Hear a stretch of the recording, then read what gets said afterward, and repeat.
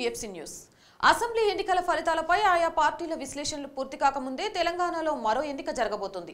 Assembly ఎన్నికల్లో ఘోర పరాజయం చెందిన విపక్షాలు ఇప్పుడిప్పుడే కోలుకుంటున్నాయి. అయినా వారికి భవిష్యత్తుపై భరోసా లేదు. కానీ కేసీఆర్ తీసుకున్న ఒక్క నిర్ణయం విపక్షాలకు బూస్ట్ ఇచ్చింది. పంచాయతీ ఎన్నికల్లో బీసీ రిజర్వేషన్లు తగ్గించడంపై విపక్షాలు ఏకమయ్యాయి. ఈ ఎన్నికల్లో ఎస్సీ ఎస్టీలను కలుపుకొని బీసీల రిజర్వేషన్లను రక్షించుకోవాలనే నినాదంతో తెరాసపై విపక్షాలు పోరాడుతున్నాయి. కాంగ్రెస్ సీనియర్ నాయకుడు వి హనుమంతరావు, జాతీయ బీసీ కమిషన్ మాజీ చైర్మన్ జస్టిస్ ఈశ్వరయ్య, బీజేపీ రాష్ట్ర అధ్యక్షుడు లక్ష్మణ్, శాసన మండలి ప్రతిపక్ష నేత షబీర్ అలీ, కాంగ్రెస్ సీనియర్ నాయకుడు పొన్నాల లక్ష్మయ్య, టీటీడీపీ అధ్యక్షులు ఎల్ రమణ తదితరులంతా బీసీల నినాదంపై పోరుబాట పట్టారు. పంచాయతీ ఎన్నికల్లో బీసీ రిజర్వేషన్లను 34% నుండి 23% తగ్గించడానికి నిరసిస్తూ బీసీల మహాధర్నా నిర్వహించిన సందర్భంగా నేతలు కేసీఆర్ చర్యను తీవ్రంగా తప్పుపట్టారు.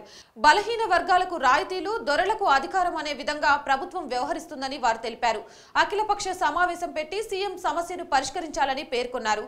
బీసీల రిజర్వేషన్ల విషయంలో ప్రాణం పోయినా ఊరుకునేది లేదని వి హనుమంతరావు వెల్లడించారు.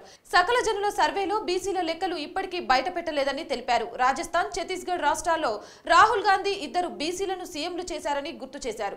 ఓట్లు వేసి గెలిపించిన బీసీలను కేసీఆర్ వెన్నుపోటు పొడిచారని నేతలు విమర్శించారు. బీసీలకు రిజర్వేషన్లు పెంచేందుకు కాంగ్రెస్ పార్టీ మద్దతు ఉంటుందని షబీర్ అలీ తెలిపారు.